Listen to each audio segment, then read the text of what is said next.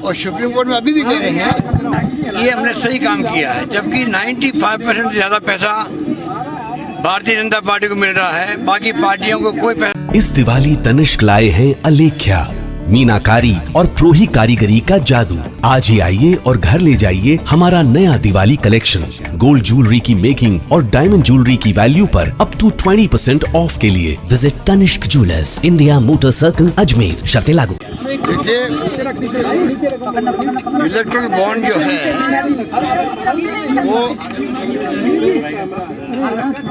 Erectile bond आजादी के बाद में सबसे बड़ा घोटाला है। आजादी के बाद इलेक्ट्रल बॉन्ड जो है इस प्रकार तरीका निकाला गया भारत का इंडियन गवर्नमेंट ने, जिससे कि किसी पर ब्लेम भी नहीं आए और आराम से वो साइबन पैसा कर सके। ऐसा स्कैंडल जो संस्थागत कर दिया गया है, ऐसा हिस्ट्री में कहीं हुआ ही नहीं होगा जो इन्होंने काम किया है। और सुप्रीम कोर्ट में अभी भी कह रहे हैं ये हमने सही काम किया है, जबकि 95% से ज्यादा पैसा भारतीय जनता पार्टी को मिल रहा है, बाकी पार्टियों को कोई पैसा नहीं मिल रहा है। तमाम उद्योगपति डरे हुए हैं, वो इलेक्ट्रल बॉन्ड दे रहे हैं चुपचाप, कोई पूछने वाला नहीं, कोई रिकॉर्ड में नहीं किसी के भी। तो ये अरुण जेटली जी के वक्त मेरे ख्याल से हुआ है। सोच समझ करके लॉन्ग टर्म प्लानिंग के आधार पर पूरी तरह ये स्कैंडल किया गया है। मैंने चीफ जस्टिस ऑफ इंडिया जी के सामने, राष्ट्रपति जी के सामने इस बात को उठाया था जोधपुर के अंदर। बार बार उठाते हैं, कोई सुनवाई करने वाला नहीं है। अब जुडिशरी क्या फैसला करती है वो देखने वाली बात है। वैसे आपकी नजर में क्या रास्ता हो सकता है सर इस तरीके के घपलों को? इसको बंद करवाना चाहिए, सुप्रीम कोर्ट को चाहिए। पहली बात है सुप्रीम कोर्ट खुद गलती कर रहा है डिले करके। इतना बड़ा इश्यू है देश के लिए और आपने साल 2 साल लगा दिए उसके ऊपर। प्रायोरिटी पे इसको फैसला करना चाहिए, रेगुलर सुनवाई होनी चाहिए। पूरा देशवासी स्तंभ है, कुछ समझ नहीं पा रहा इनको करें कि इनका, क्योंकि जो हालात चल रहे हैं देश के अंदर, जब हम कहते हैं डेमोक्रेसी खतरा क्यों है, यही तो कहते हैं। संविधान की धज्जियां उड़ रही है, कोई पूछने वाला नहीं इनको। और इलेक्ट्रल बॉन्ड कैसे ले सकता हूँ एक तरफा, कोई ट्रांसपेरेंसी नहीं उसके अंदर। तो ये हालात बहुत गंभीर है, मैं ये कह सकता हूँ आपको, और उम्मीद करते हैं कि सुप्रीम कोर्ट सही फैसला देगा।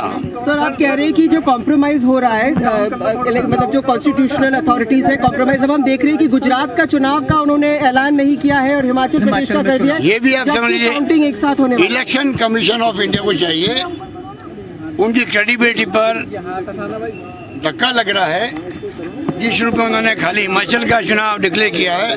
मैं चाहूंगा कि इलेक्शन कमीशन ऑफ इंडिया पूरे देशवासियों को विश्वास में लेवे, बताए कि किन कारणों से आपने खाली हिमाचल का चुनाव घोषित किया है। काउंटिंग साथ में होगी, काउंटिंग साथ में होगी, पर आपने अलग अलग चुनाव क्यों करवा रहे हो? आप क्या सुविधा देना चाहते हो बीजेपी को, आप ये बताओ। आप पिछले गुजरात चुनाव में हमारा आरोप है ये बिना प्रधानमंत्री मोदी जी के, अमित शाह जी के इशारे के बगैर संभव नहीं था। ये उनके इशारे से चलेगा इलेक्शन कमीशन ऑफ इंडिया, तो आप सोच सकते हैं निष्पक्ष चुनाव कैसे होंगे। सर मनीष सिसोदिया के यहाँ सीबीआई रेड वापस से पड़ी, उन्होंने सवाल खड़े किए हैं कि सीबीआई का दुरुपयोग किया है। देखिए, वो तो आज मेरे ख्याल में बुलाया गया, तो मैं कोई कमेंट नहीं कर सकता। आज पता नहीं 11 बजे जाने का था उनका, कुछ जानकारी नहीं उनके बारे में। पर मनीष सिसोदिया की बात क्यों करें? पूरे देश में कई मनीष सिसोदिया बन गए हैं, जहाँ पर तमाम जगह पर ईडी, इनकम टैक्स, सीबीआई के छापे पड़ रहे हैं। हमारे यहाँ क्राइसिस हुआ था, तब जो छापे एक साथ पड़े हैं, जिन होटल में हम लोग थे, हम होटल में ऊपर हैं, नीचे छापे पड़ रहे हैं। धर्मेंद्र राठौड़ क्या है, वो उद्योगपति है, वो उनके छापे पड़ गए। मेरे ब्रदर यहाँ चले गए जोधपुर के अंदर, जबकि हमारा कोई उनसे कोई रिश्ता, खाली भाई का रिश्ता है। तो वो क्या धंधा करते हैं, क्या बिजनेस करते हैं, पर फिर भी चले गए उनके यहाँ पे। फिर सीबीआई चली गई। ये जो डरा के धमका के राजनीति कर रहे हैं देश के अंदर, बहुत खतरनाक मोड़ पे देश चल रहा है। राहुल गांधी का जो यात्रा है वो इसी के लिए है। ये तमाम जो हरकतें हैं बीजेपी की, ये बंद होनी चाहिए। देश में वापस जो यूपीए गवर्नमेंट माहौल था, वो 2G स्पेक्ट्रम कहाँ चला गया, वो लोकपाल कहाँ चला गया, कोलगेट कहाँ चला गया? कोई चर्चा करता हो देश के अंदर? जिनको लेके सत्ता में आए हैं कोई चर्चा हो ही नहीं देश के अंदर। आप सोच सकते हैं कि किस प्रकार देश को धोखा दे के चुनाव जीत के आए धर्म के नाम पर। आज भी धर्म के नाम पर राजनीति करें जो वो खतरनाक है। अभी अच्छी लग सकती है उन लोगों को, आने वाली पीढ़ियों के लिए उचित नहीं है, मैं कह सकता हूँ। सर आपने भ्रष्टाचार की बात करी, लेकिन एसीबी में कई ऐसे प्रोसिक्यूशन सैंक्शन के मामले हैं जिनको आप ही की सरकार क्लियर नहीं कर रही है, उसमें कई भ्रष्ट अधिकारी शामिल है। आपने कुछ दिन पहले निर्देश भी दिए थे, एसीबी में मीटिंग थी कि प्रोसिक्यूशन सैंक्शन किए जाए, लेकिन अभी भी 100 से ज़्यादा बड़े जो अधिकारी हैं उनके ऊपर प्रोसिक्यूशन सैंक्शन पेंडिंग है और कई मामलों में सालों से पेंडिंग है, 3-3, 4-4 सालों से। देखिए, डिपार्टमेंट का जो उनकी जो जिम्मेवारी है उनको निभानी चाहिए। जो केसेस मेरे पास आते हैं मैं उनको दिखवाता हूँ और मैं दिखवाऊँगा जो आप मुझे बता रहे हैं। और मैं ACS होम को मैंने कहा है आप इसकी मॉनिटरिंग करें सभी विभागों के अंदर कहाँ पर किन कारणों रुका हुआ है, आइदर वे फैसला होना चाहिए यस या नो। तो दिल्ली की ओर मैं मालूम करता हूँ। सर, पूर्व मुख्यमंत्री वसुंधरा राजे ने कल कहा कि यहाँ का राजस्थान का बेरोजगार पलायन कर रहा है, ये बड़ा सवाल उन्होंने लगातार। देखिए, वसुंधरा राजे जी की जो स्थिति बनाई है बीजेपी ने, इसलिए वो उनका फर्ज बनता है कि वो कुछ बात ऐसी बोले जिससे वहाँ पर वो सर्कुलेशन में आ सके। और ये स्वाभाविक भी है, ये स्वाभाविक भी है, मैं उनका बुरा नहीं मानता हूँ, क्योंकि उनको उनका जो अन्याय कर रही है बीजेपी वो भी तो सबके सामने है। एक पूर्व मुख्यमंत्री के साथ में आप व्यवहार भी ठीक नहीं करो, बातचीत भी नहीं करो, अपॉइंटमेंट नहीं दो, ये तो हमारी पार्टी में कभी नहीं हुआ। हम भी पूर्व मुख्यमंत्री रहे हैं, पूरा सम्मान मिला हमें पार्टी के अंदर। हमें पूर्व मुख्यमंत्री होते हुए भी गुजरात का इंचार्ज बनाया गया, AICC का महामंत्री बनाया गया, AICC सेंट्रल महामंत्री बनाया गया। तो क्या पद से हटने के बाद में आप इस प्रकार से आप व्यवहार करोगे तो फिर वो क्या करेगी, वो भी कुछ करेगी। तो क्या लगता है गुजरात में अब कुछ लोक लुभावनी घोषणाएं होने वाली है? गुजरात में कुछ बड़ी घोषणाएं, गुजरात में घोषणा जो होनी थी वो तमाम घोषणाएं राहुल गांधी जी कर चुके थे, मैनिफेस्टो को वो हिंट दे चुके थे क्या क्या हो सकता है। राहुल गांधी जी जब आए थे 5 तारीख को गुजरात में, तब उन्होंने कुछ घोषणाएं कर दी थी, वो हमारा आधार है। मोटे तौर से मैं कह सकता हूँ राजस्थान में जो हमने काम किया है अद्भुत काम है वो, चाहे वो स्वास्थ्य की योजना हो चिरंजीवी की, चाहे वो शहरी रोजगार योजना हो इंदिरा गांधी जी के नाम से, चाहे शहरी इंदिरा गांधी रसोई योजना हो, चाहे उड़ान हो, OPS हो कर्मचारियों के लिए। जो राजस्थान में किया हमने वो तमाम करीब सभी योजनाएं गुजरात में लागू की जाएगी, तो मैं कह सकता हूँ। सर, खड़गे साहब के लिए आपने अपील की थी, आपका अनुभव क्या कहता है? खड़गे साहब जीतेंगे संगठन? खड़गे साहब बहुत भारी बहुमत जीतेंगे, बहुत अनुभवी व्यक्तित्व धनी है। और मैं समझता हूँ कि पूरे देश के अंदर माहौल है कि जो व्यक्ति 50 साल से राजनीति कर रहा है, 9 बार तो विधानसभा में रहे, 2 बार लोकसभा में रहे, अभी वो आपके राज्यसभा के अंदर नेता प्रतिपक्ष हैं, सेंट्रल में भी उनका अनुभव है। तो ऐसे व्यक्तित्व के आदमी को अगर मौका मिलता है तो कांग्रेस में मैं समझता हूँ नई जान फूकेंगे, उनका अनुभव ही काम आएगा और अनुभव से ही काम होता। देखिए, युवा शक्ति जो होती है वो अपनी मेहनत कर सकती है, अनुभव का कोई विकल्प नहीं होता है, अनुभव का कोई विकल्प नहीं होता। दिमाग में रखिए, हमेशा जिंदगी के अंदर हर एक व्यक्ति के लिए अनुभव ही होता है।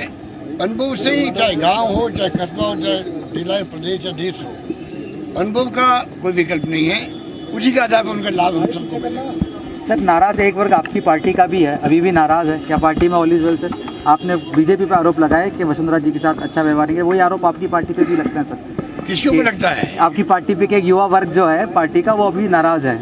युवा वर्ग नाराज नहीं है, जो लोग छोड़ के गए हैं वो अवसरवादी लोग हैं, उनको कम उम्र में चांस मिल गया केंद्रीय मंत्री बनने का। जो फितूर कर रहे हैं देश के अंदर, वो फितूर वही कर रहे हैं जिनको पहले मौका मिल गया।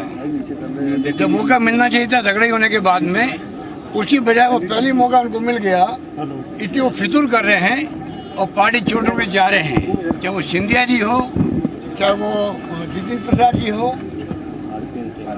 चाहे RPN सिंह जी हो, कम उम्र में मौका मिल गया इनको। बताइए आप, केंद्रीय राज्य मंत्री, मैं बना था डिप्टी मिनिस्टर बना था इंदिरा जी के साथ, डिप्टी मिनिस्टर, इनको सीधा राज्य मंत्री बनाया गया, अच्छे अच्छे पोर्टफोलियो दिए गए। उसके बाद में छूट के चले जाए पार्टी को, इससे बड़ा अवसरवाद क्या हो सकता बता दीजिए आप। तो ये युवा पीढ़ी जो है उनका हम सम्मान करते हैं, हम भी युवा थे उस वक्त में।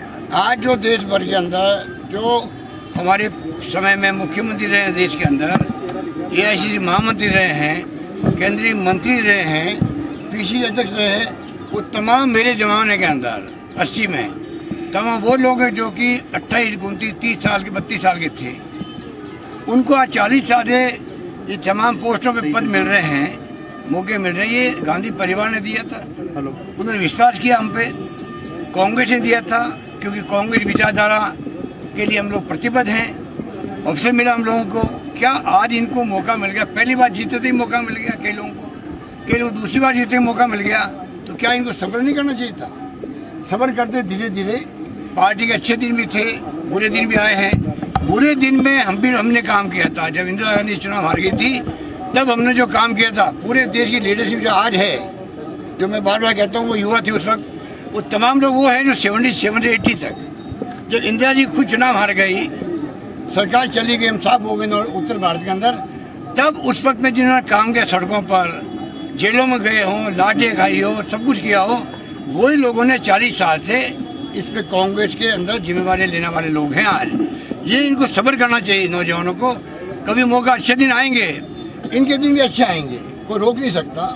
अवसर मिलेंगे इन लोगों को, जल्दबाजी जितनी करेंगे उतनी ठोकर खाते जाएंगे। जो पार्टी में रह के बाजी कर रहे हैं, पार्टी छोड़ के नहीं गए, उनके लिए क्या संदेश? उनके लिए संदेश यही है, जो हमने काम किया था जब चले थे, जब चुनाव हार गए थे हम लोग, उस पर जो काम हम लोगों ने किया था उसी तरह काम करते जाए। अच्छे दिन आएंगे तो उनको अच्छा अवसर मिलेगा, मेरा मानना है। मेरी शुभकामनाएं उनके पास, मेरी शुभकामनाएं उनके प्रति है जो आज भी कांग्रेस में जमे हुए हैं। मेरी शुभकामनाएं हैं कि आज संकट का वक्त है, जम के काम करे, वो जम के काम करे। उनकी खुशबू फैलती है, अपना ही फैलती है, उनकी क्रेडिबिलिटी बढ़ती है, पार्टी में रैंक एंड फाइल में उनका मान सम्मान बढ़ता है, और लीडरशिप जो मौका आता है तो लीडरशिप उनको चांस देती है, जैसे हम लोगों को चांस मिला। सर कई लोग तो ऐसे चेहरे खत्म को भी मुहाने पे खड़े हैं कि अगर मौका नहीं मिला तो शायद पार्टी छोड़ दें या विचार करें इस तरीके का। ये माहौल अभी देश में बना हुआ ऐसा। राहुल गांधी जी की यात्रा के बाद में मैं समझता हूँ अब कोई पार्टी छोड़ेगा तो 1000 बार सोच के छोड़ेगा। Thank you sir.